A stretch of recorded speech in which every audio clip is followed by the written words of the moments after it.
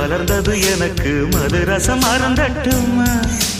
விடுகின்ற வரையில் முடிகின்ற வரையில் கவிதைகள் எழுதட்டுமா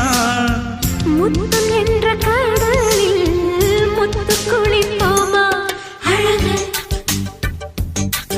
அழகு ஓ நீ நடந்தால் நடையழகு அழகு நெருங்கி வரும் இடையழகு அழகு வேலெறியும் விழியழகு அழகு பால்வடியும்